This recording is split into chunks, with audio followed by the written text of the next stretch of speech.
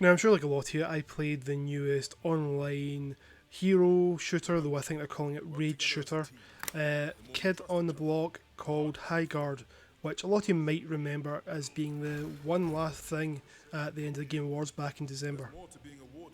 Now, I think it's fairly safe to say that this launch has not gone all that smoothly.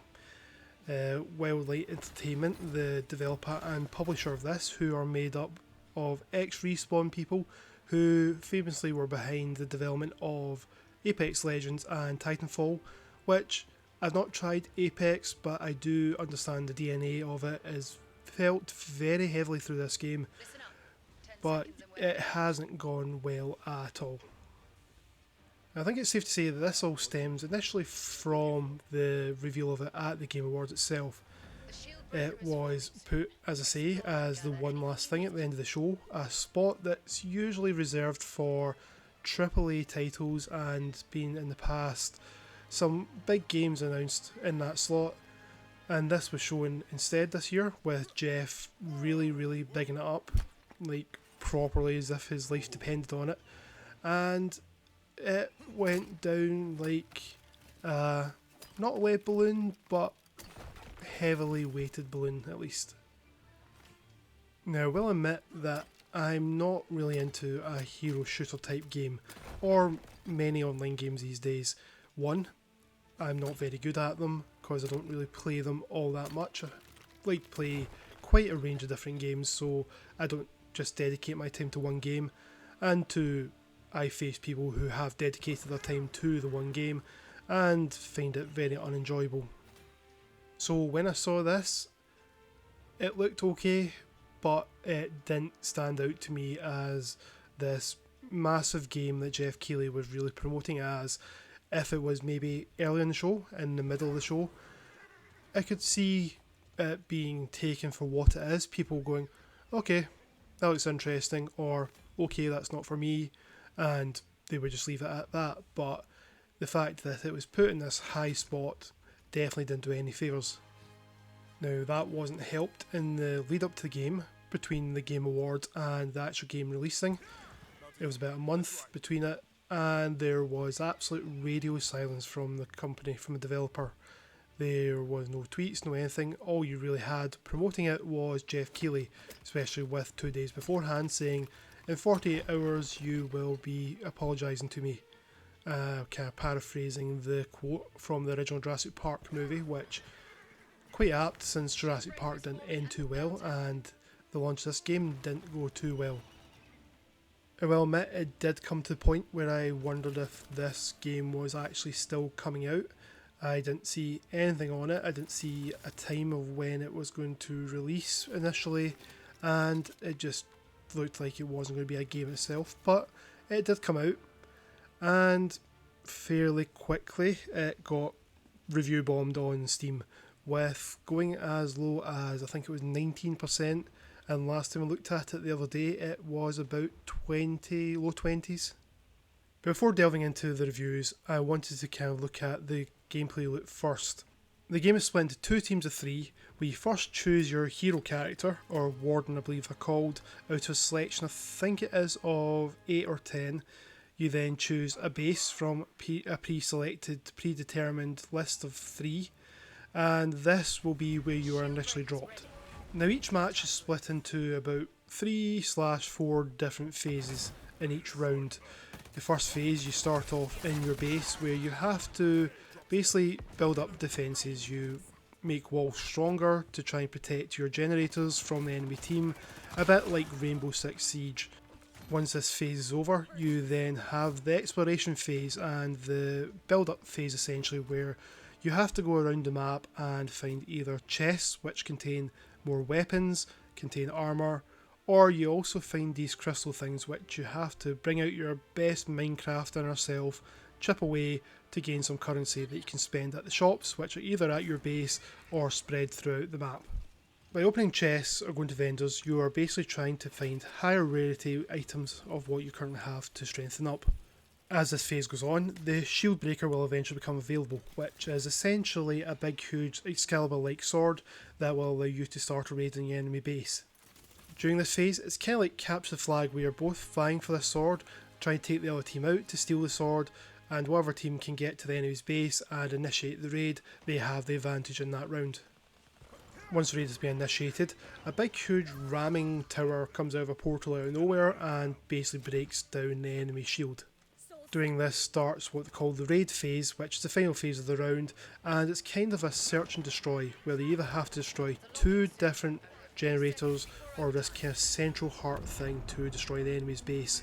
This part's kind of like a search and destroy, or Valorant as I've seen people call it, which I don't know, I've not played Valorant, but you go to the generators or this heart location, plant a bomb, and then have to defend it from a defending team to stop them disarming it in that time.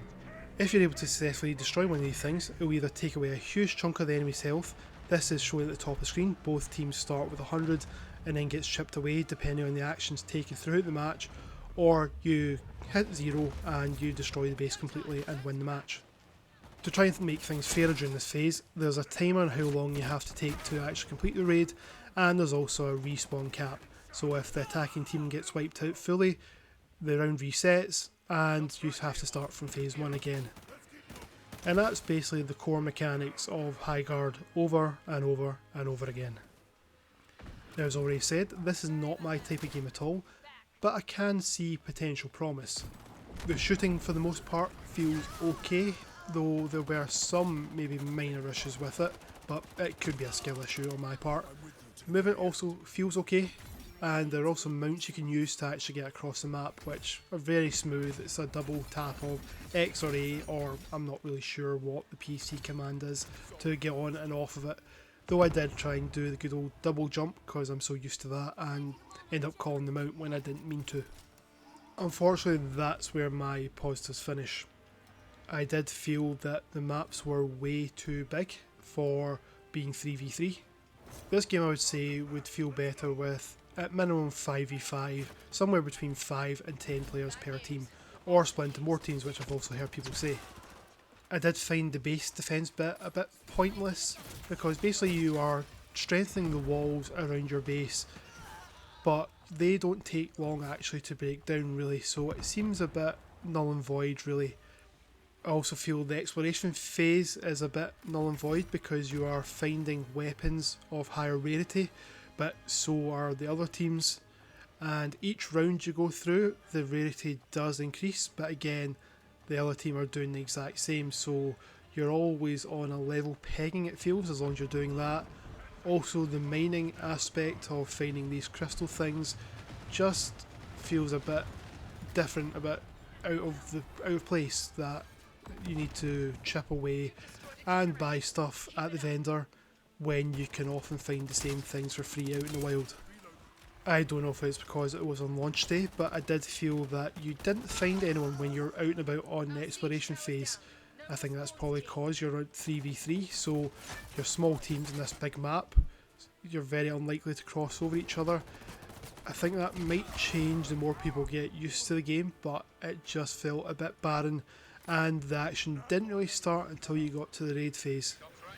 Now back to the negative reviews. It kind of echoes what I already said, people complaining about the size of the maps, it being 3v3, apparently it was plagued with connection issues and people being unable to find matches on day one.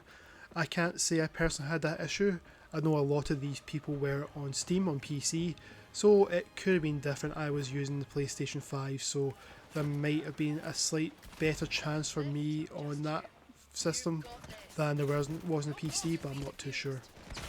So overall, what do I think of Highguard?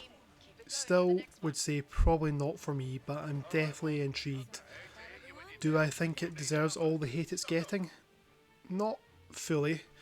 I do feel again like it is partly the fault of the Game Awards and Jeff Keighley, because there has been interviews that have came out since from the studio who say they wanted to actually shadow drop the game on the day of release, like they did apparently with Apex Legend, and it did really well for them.